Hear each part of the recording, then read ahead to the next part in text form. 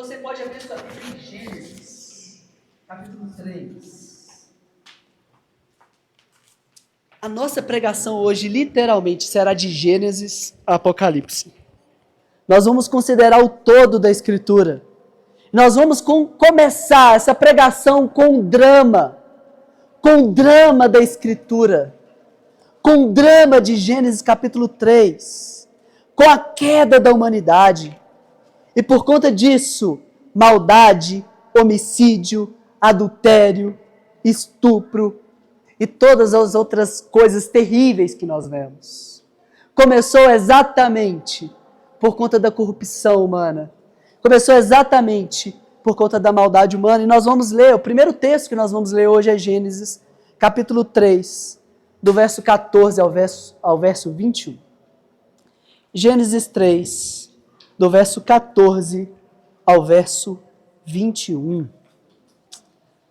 Quando todos acharem,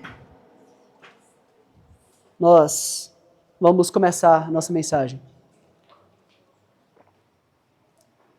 Gênesis capítulo 3.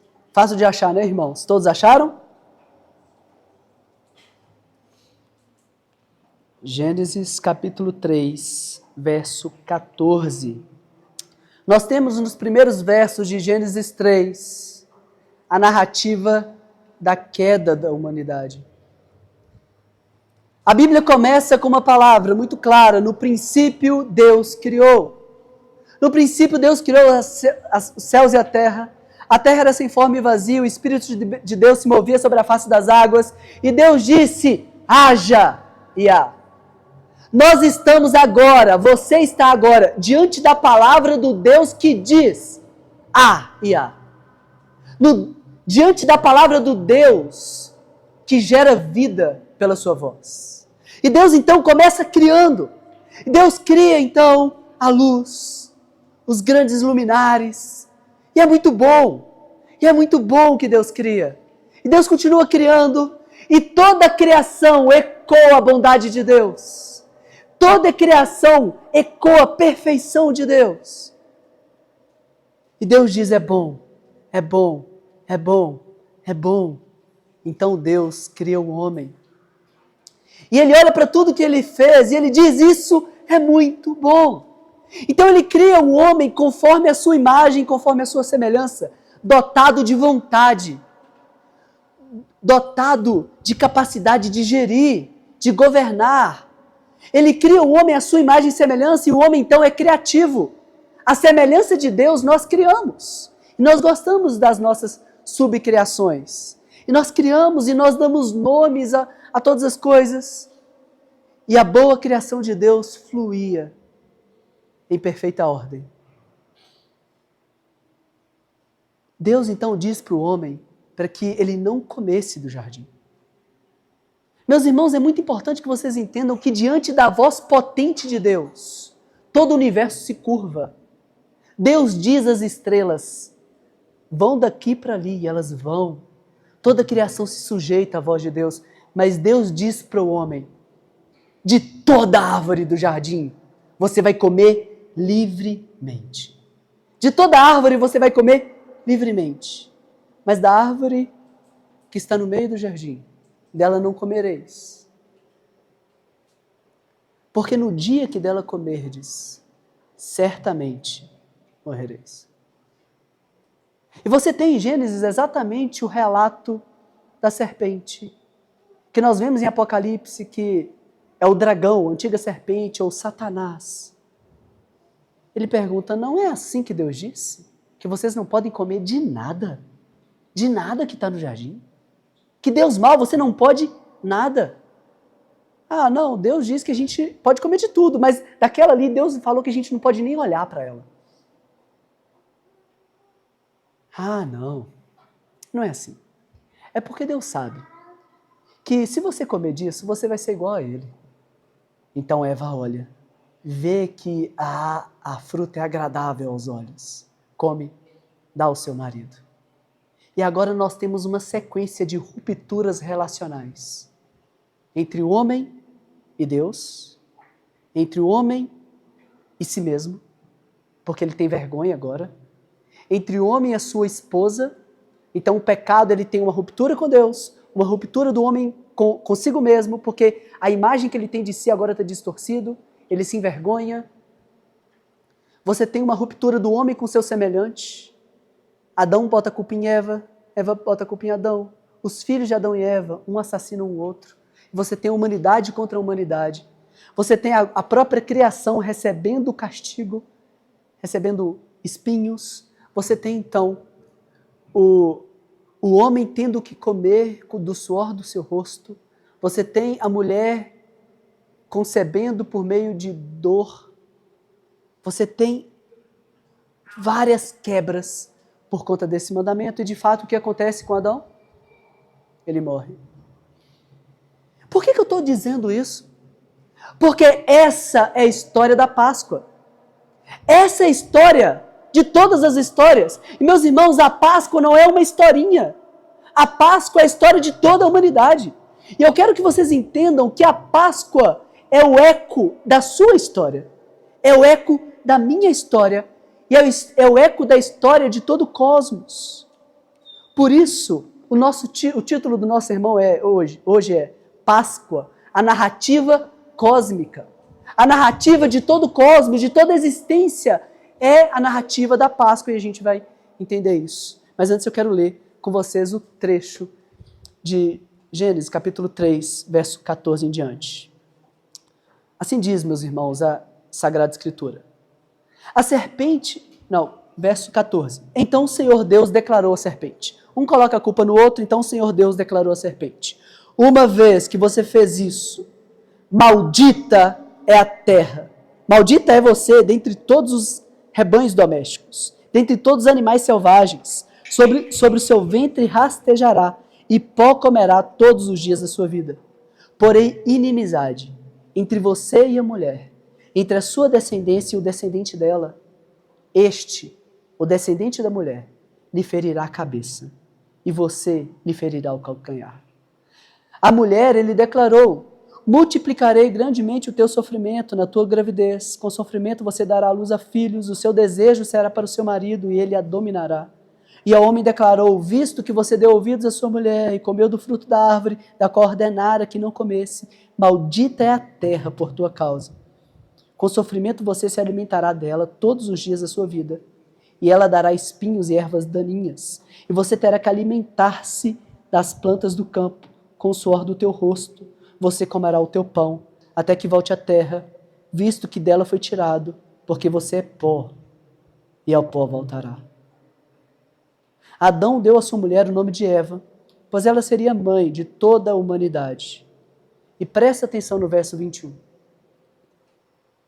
O Senhor Deus fez roupas de pele, e com elas vestiu Adão e a sua mulher. Deus bendito e santo, a gente está diante da Tua palavra mais uma vez.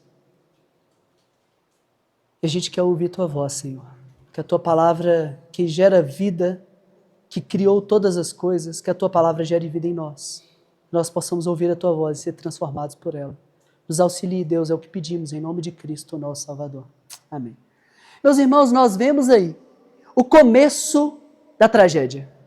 O começo de toda a miséria humana. E se nós retrocedermos a toda a maldade que vemos, aí está a gênesis de toda a maldade. E a gênese de toda a maldade é a nossa rebelião contra Deus. O homem se rebela contra Deus. E Deus diz que maldita é a serpente. Deus diz que maldita é a terra. Mas Deus não diz que maldito é o homem. Sim, o homem colherá consequências trágicas da sua rebelião. Mas não é dito de forma direta, o homem é maldito. E a pergunta é por que não? Porque um cordeiro foi anunciado aqui. Adão e Eva não são tidos como malditos, porque Cristo se fez maldito em nosso lugar. Porque está escrito, maldito todo aquele que for pendurado no madeiro. O homem e a mulher não recebem a maldição plena, porque o próprio Deus providencia um cordeiro. Em Gênesis 3,15 nós temos uma promessa, E essa promessa vai se desenrolar em toda a Escritura. E a promessa é a seguinte: Eva, de ti virá um descendente. E esse descendente esmagará a cabeça da serpente. De fato, a serpente vai ferir o calcanhar do descendente da mulher. O descendente da mulher vai receber uma ferida, mas essa ferida não é uma ferida para a morte, não é uma ferida na cabeça, é uma ferida no calcanhar. Mas a partir do momento que a serpente abocanhar o calcanhar do descendente da mulher, o descendente da mulher vai destruir a cabeça da serpente. Agora eu quero perguntar para você, a quem que é dirigida essa palavra? A quem que é dirigida a palavra? Porém, do verso 15, porém inimizade entre você e a mulher. Você quem? A serpente. O próprio Deus está dizendo à serpente: serpente, eu vou colocar inimizade entre você, serpente, e a mulher. E o descendente da mulher. O descendente da mulher vai esmagar a sua cabeça. Agora pense na serpente ouvindo isso. Quem vai esmagar minha cabeça? O descendente da mulher. Então nós vemos a história se desenrolar. E nós vemos que Deus deu a Eva e Adão 2 filhos. Um chamava Abel e outro chamava Caim. A Bíblia diz em Gênesis, em 1 João, que Caim pertencia ao maligno. Se Caim pertencia ao maligno, quem que é o candidato para esmagar a cabeça da serpente? Abel. E a serpente, então, dá o primeiro passo. E ela ataca. Se aquele que é o descendente da mulher vai esmagar a minha cabeça, eu vou matar. E aí você tem Caim matando Abel. E a serpente pensa, então acabou. Mas a história continua. E a história continua dizendo que Deus suscitou um outro filho, e por meio desse filho a descendência continuou, e o Messias prometido que viria, Deus continuou sustentando o seu povo. É muito interessante que, em parte da história da revelação, Deus diz que o descendente viria da casa de Davi. E o que a serpente faz? Mata todos da casa de Davi, exceto um, porque um foi salvo e protegido, para que a descendência pudesse continuar e o Messias pudesse vir. E o povo de Israel cresce, então o que Faraó pensa e o que Satanás pensa por meio de Faraó? Vamos matar todas as crianças. Mas uma criança é salva e o povo continua, e esse povo vai sendo protegido por Deus. E o Salvador vem ao mundo com Herodes.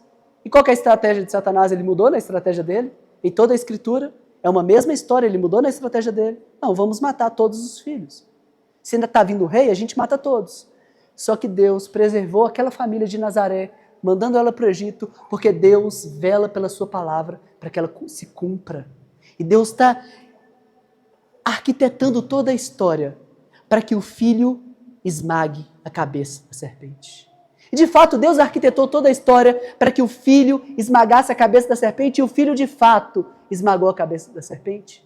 Meus irmãos, o nosso Cristo triunfou, e a vitória do nosso Cristo é a nossa vitória. O que eu quero que você entenda é que a Páscoa e a Bíblia não são a Bíblia não é uma série de histórias sem conexões. Uma série de histórias aqui, uma outra história aqui, mas ela é uma única narrativa que aponta para um único evento, a Páscoa. Para um único evento, o Cordeiro de Deus sendo morto e entregue por nós pecadores. E o sangue do Cordeiro cobrindo o seu povo. Meus irmãos, essa é toda a história. Agora eu quero fazer uma pergunta para você. Por que você gosta tanto de história? Por que a Netflix e as plataformas de streaming têm a capacidade de nos prender e de fazer com que nós fiquemos horas e horas assistindo aquelas coisas? E aí você pensa, talvez você pense o seguinte: não, eu não gosto de filme, eu não gosto de televisão. Mas é interessante, é curioso notar que qualquer casa que você chegue, seja a casa mais simples que for, tem ali uma televisão. E as pessoas estão ouvindo histórias. Por que nós gostamos tanto de histórias?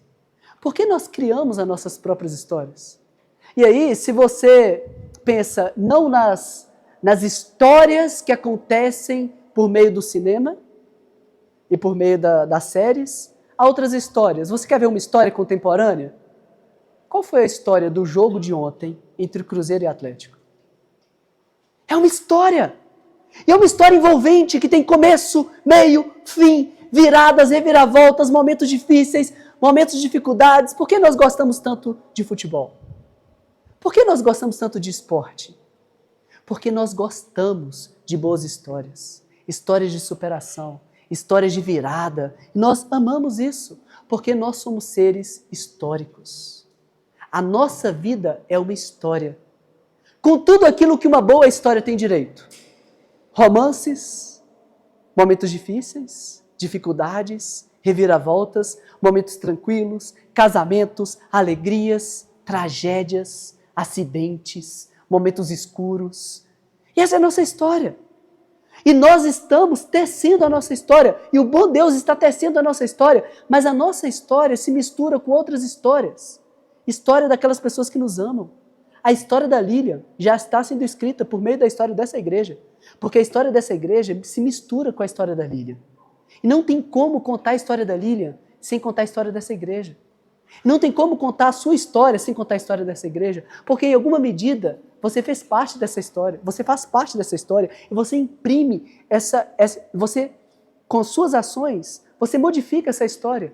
E Deus está tecendo essa grande história. Mas por que nós amamos a história? Somos seres históricos.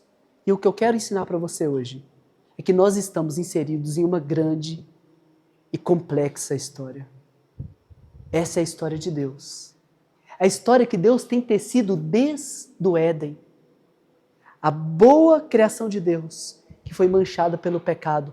Mas Deus, por meio de diversas histórias, vem redimindo a humanidade e trazendo a humanidade de acordo com seus propósitos. E Deus dará um fim à história e acabará com a história.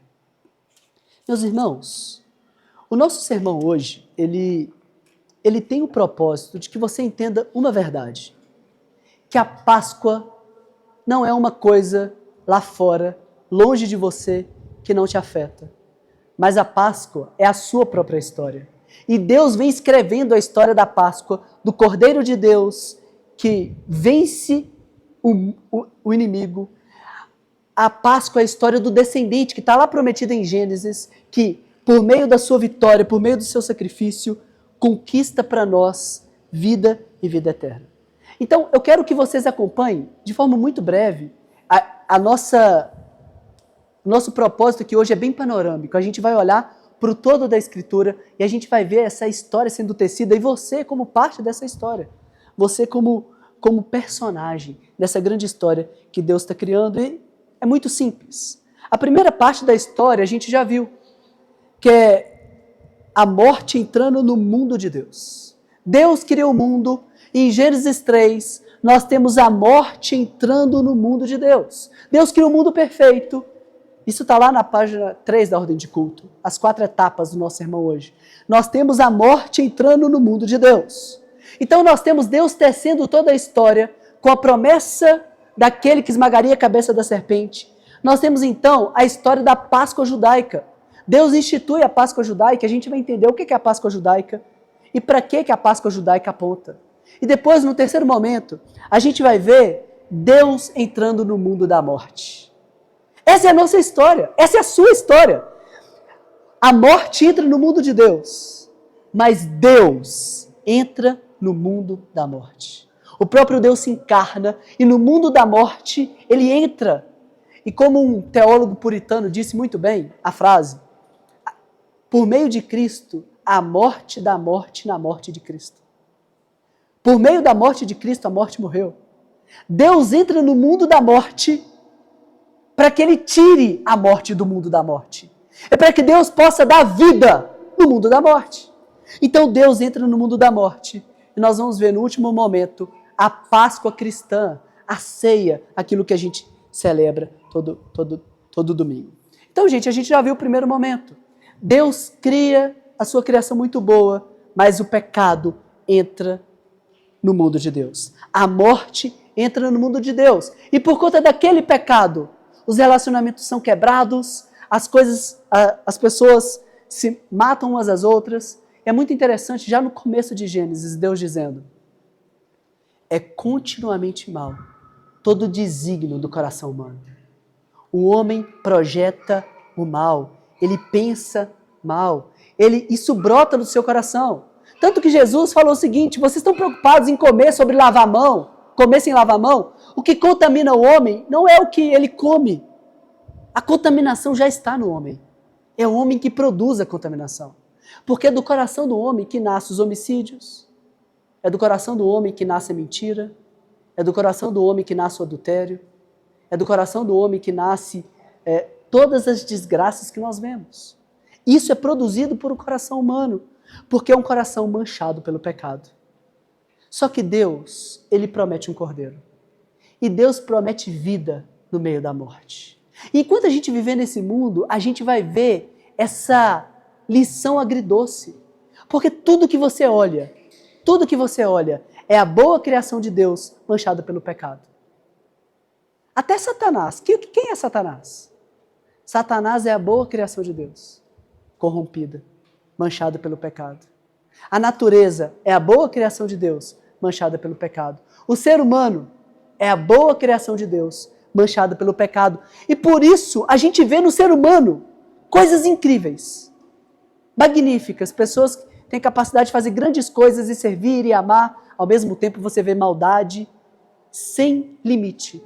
E quando a gente começa a ponderar sobre a maldade humana, é uma coisa assustadora. E a gente vê tudo isso, a gente vê esse jogo de beleza e maldade no mundo de Deus. A gente vê glória, a gente vê coisas belas e a gente também vê coisas feias.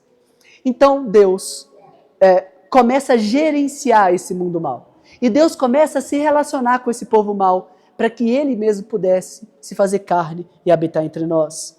Então, o povo de Deus está preso pelos egípcios. Eles são escravos do povo egípcio.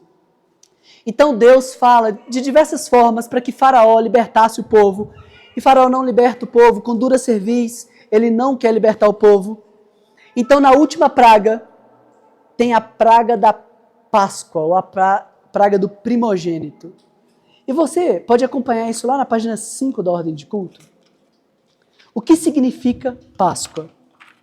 Páscoa significa coelhinho e chocolate. Na verdade, é a página 4. Não, é a página 5. Só que eu coloquei página 4, errei aí. Está escrito em cima, 2, a Páscoa judaica. E o que significa Páscoa? Meus irmãos, a palavra Páscoa vem do hebraico Pessá, que significa passar por cima, saltar por cima. Esse é o significado que prevalece no uso desse termo na Bíblia. O verbo que dá base ao substantivo Pessá tem o sentido de salto, movimento, caminhada e travessia. Páscoa significa, então, passar por cima. E é exatamente isso que iria acontecer. Deus diz que por conta da obstinação do povo do Egito, Deus iria trazer a sua praga sobre o Egito, a sua última praga sobre o Egito. E todo primogênito, o anjo da morte iria passar, e todo primogênito iria morrer, todo primogênito do Egito. E assim Faraó iria libertar o povo. Só que Deus provê uma forma de você ser liberto do anjo da morte. E apenas uma forma. Se você imolasse um cordeiro e passasse o sangue do cordeiro sobre os umbrais da porta. Se você passasse o sangue do cordeiro sobre os umbrais da porta, o anjo da morte passaria por cima dessa casa e não atingiria essa casa com o pecado, com a morte, com a última praga do Egito. E você tem um texto de Êxodo, capítulo 12, que está na nossa ordem de culto. Eu quero ler com vocês, para que vocês entendam qual que é a Páscoa judaica e o que nós podemos aprender sobre isso, sobre o significado verdadeiro da Páscoa. Está na ordem de culto. Êxodo capítulo 12, do 21 ao 29, diz o seguinte, a Escritura. Escolhei e tomai, vós, cordeiros, para as vossas famílias, e sacrificai a Páscoa. Então tomai um molho de isopo e molhai no sangue que estiver na bacia, e passai na verga da porta, ou no umbral da porta, e ambas ombreiras, do sangue que estiver na bacia. Porém, nenhum de vós saia da porta da sua casa até amanhã, porque o Senhor passará para ferir os egípcios. Porém, quando vir o sangue na verga da porta e em ambas ombreiras, o Senhor passará aquela porta, e não deixará o destruidor entrar em vossas casas para vos ferir. Este é o sacrifício da Páscoa do Senhor, que passou na casa dos filhos de Israel no Egito, quando feriu os egípcios e livrou as nossas casas. Então o povo se inclinou e adorou, e foram os filhos de Israel e fizeram como o Senhor ordenara a Moisés e a Arão, e assim fizeram. E aconteceu que à meia-noite o Senhor feriu todos os primogênitos na terra do Egito. Essa é a Páscoa judaica. A Páscoa judaica se refere sobre a libertação do povo de Israel do jugo de servidão.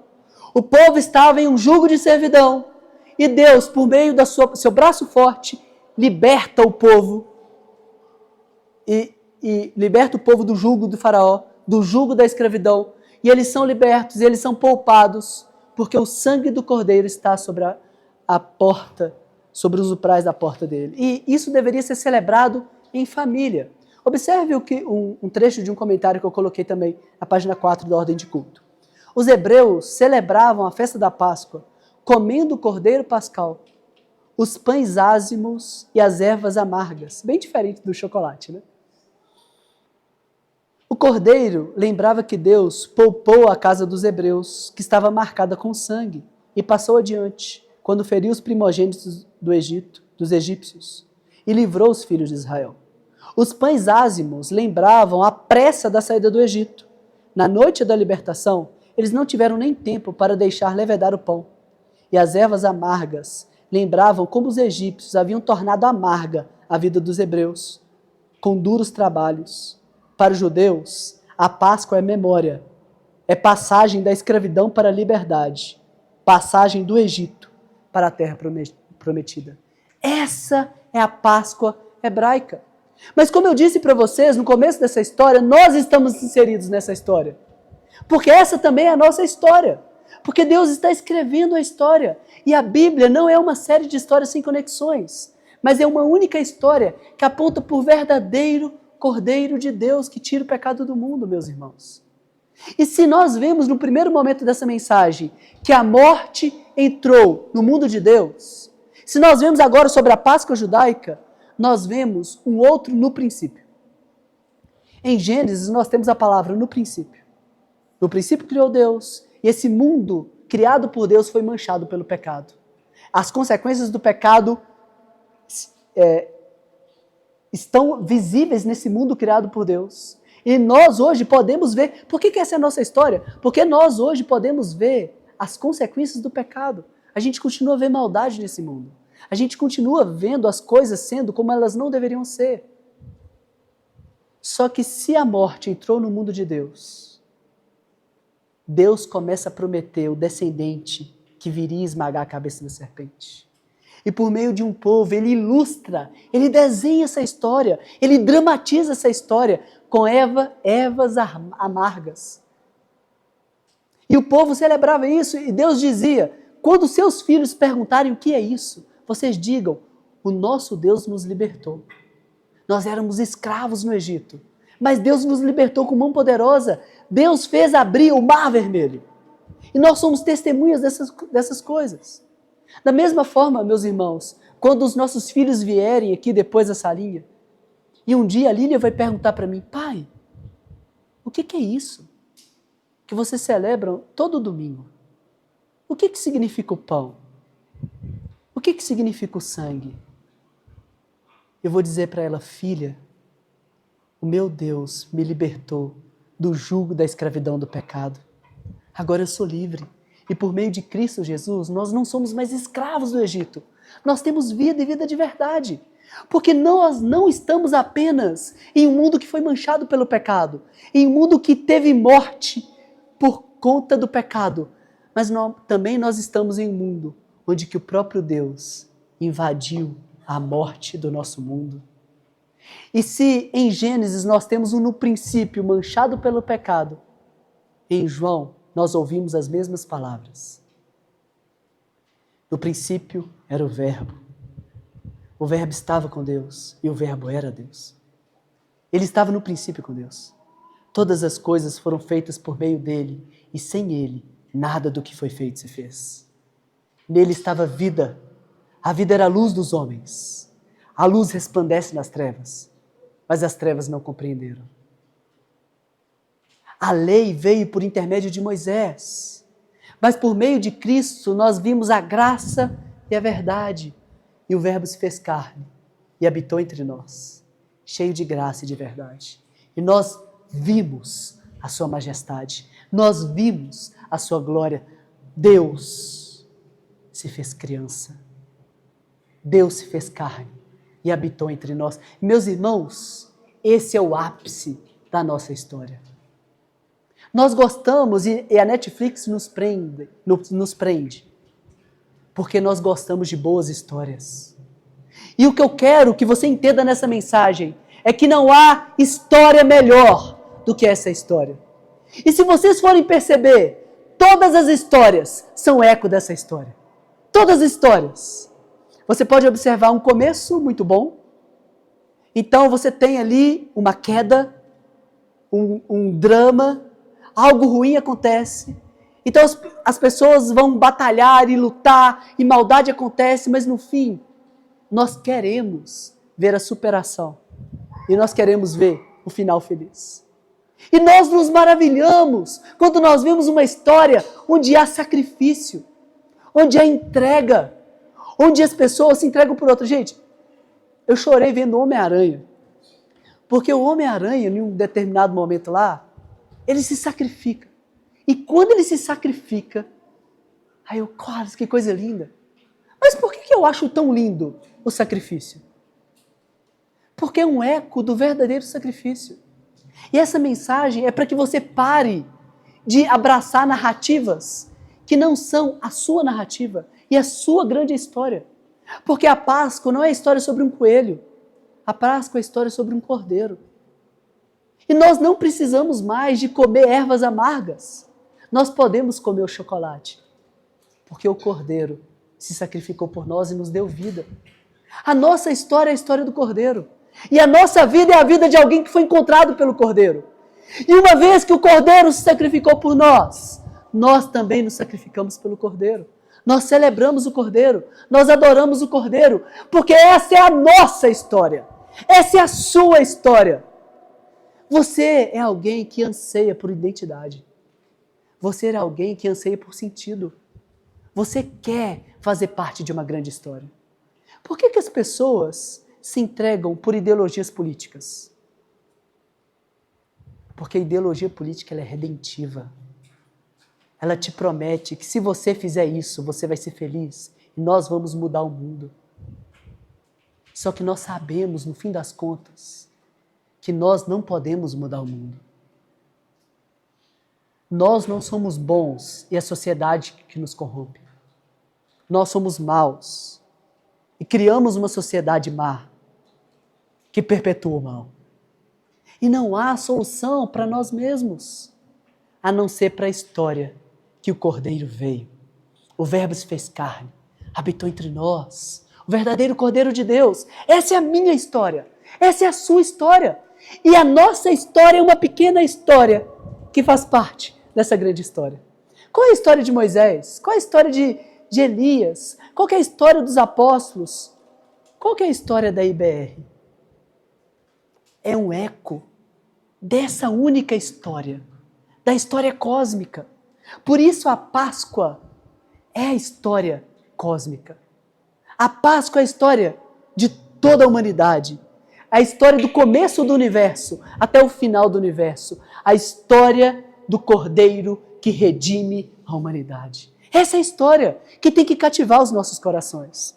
Essa é a história do menino que se fez carne e se entregou por nós. Mas não só isso, meus irmãos. Ele venceu. Ele ressuscitou. E eu quero encerrar essa mensagem com Apocalipse. Com o triunfo do Cordeiro. Vá comigo até a página 6 da ordem de culto. Tem, na verdade, aqui um trecho de uma música que eu quero incentivar você a ouvir. Na verdade, é um sermão musical. Não é uma música, mas é um sermão cantado, que chama Ensaio sobre a Luz, do Marco Teles. Está no começo da página 6 da ordem de culto. E diz o seguinte: o povo que andava em trevas viu a grande luz. Os que moravam na região das sombras viram a luz. E como pode ser isso? A majestosa luz, imponente, incontida, exageradamente monumental, de alcance universal, ali, misteriosamente contida, assombrosamente condensada, vestida de pele e osso, com pequenas mãos e olhinhos apertados, repousando sereno numa manjedoura. Era o filho prometido ao homem pecador, a promessa feita ao desgarrado, o feixe de esperança a qual se agarraram homens e mulheres ao longo dos séculos de escuridão. A confiança depositada na história insistente de um Salvador ali, com pés, mãos, ganhou sorriso, a incandescente luz. Essa é a nossa história. A luz eterna, o Verbo eterno de Deus, se encarnou e esteve ali misteriosamente condensado, o nosso Salvador, que nasceu no ventre da Virgem e se entregou por nós. Essa é a sua história, e essa é a história de todo o cosmos, porque o Verbo se fez carne, habitou entre nós, dividiu a história. Nós estamos em 2024, depois do nascimento do Verbo eterno de Deus. E o Verbo eterno de Deus virá em poder e glória, e nós somos parte dessa história. Você, IBR, é parte dessa história. Nós vamos trabalhar para o avanço do reino até que o rei venha. A gente vai celebrar um vislumbre do banquete até que ele nos ofereça o banquete, naquele grande e glorioso dia. Portanto, a história da Escritura, a sua história, a história da IBR, a história de todo o universo está contido na história de um Deus que cria tudo muito bom. Mas, por conta do pecado que entra no mundo, Deus se faz carne e redime e redimirá todas as coisas. E nós lemos, meus irmãos, em 1 Coríntios, capítulo 5, versos 7 e 8. Exortação que eu faço para você. Livrem-se do fermento velho, para que sejam massa nova e sem fermento, como realmente são.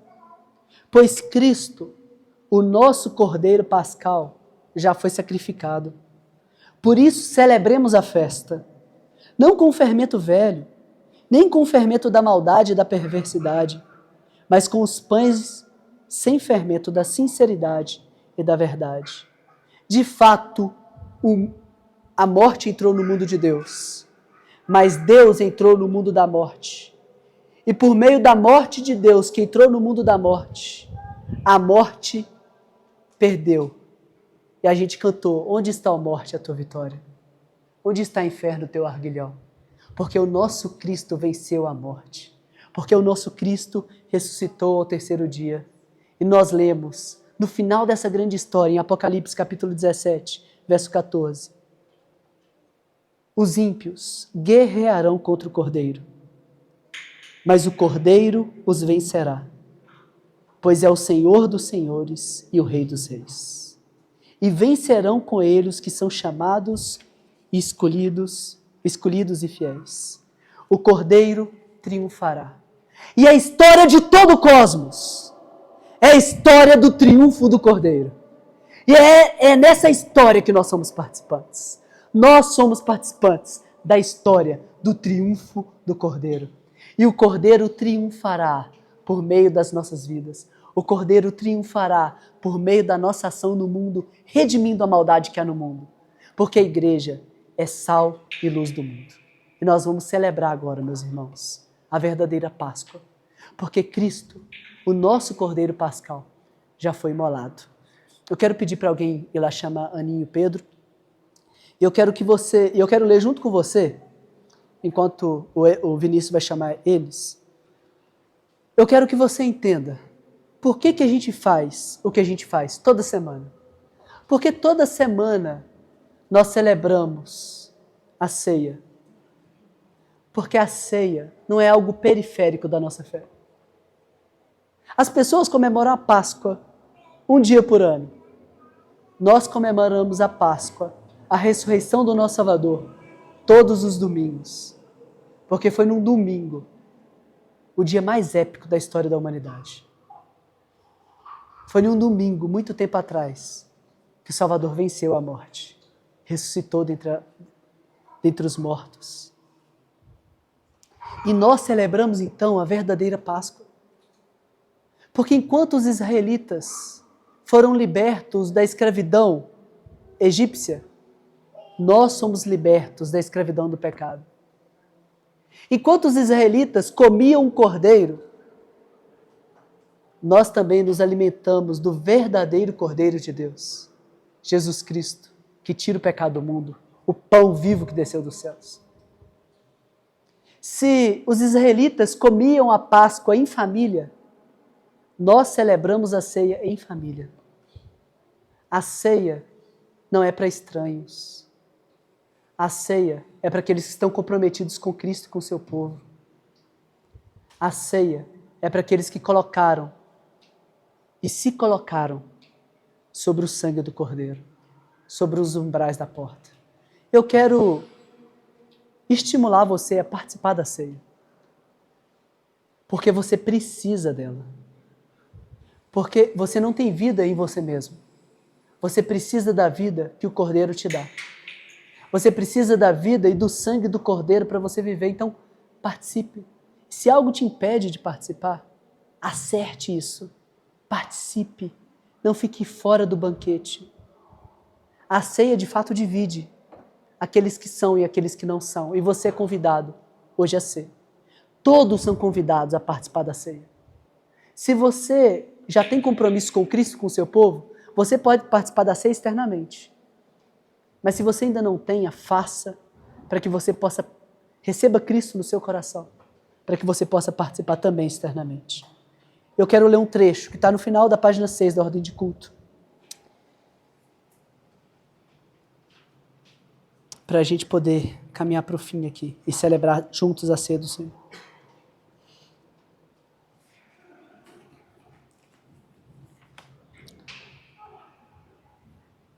O que é a Páscoa, então? A Páscoa é a vitória do povo de Deus.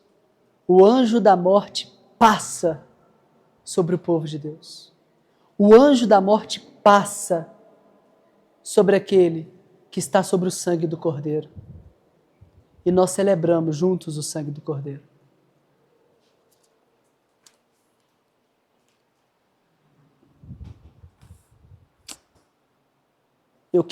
Antes de ler, eu quero deixar para ler esse trecho quando a gente estiver celebrando com todos aqui. Mas eu quero orar então, encerrando essa mensagem, pedindo para que o sangue de Cristo esteja sobre nós, sobre todos nós. Que todos nós possamos receber o sangue de Cristo. Que os nossos filhos possam receber o sangue de Cristo. Que eles possam entender, que um dia eles nos perguntem, Pai, o que é isso? E a gente possa dizer, nós somos libertos, meu filho. Nós somos libertos por meio do sangue de Cristo Jesus, o nosso Salvador. Vamos orar. Deus Santo e bendito, nós te louvamos. Muito obrigado pela grande história. A história na qual nós somos participantes, nós somos personagens dessa grande história. Deus, que nós não sejamos como os egípcios, que amavam a si mesmo, mas que nós possamos ser como o Senhor, como os israelitas que ouviram a tua voz. Que o sangue do Cordeiro esteja sobre nós, porque é só por meio do Cordeiro que a gente pode ter vida.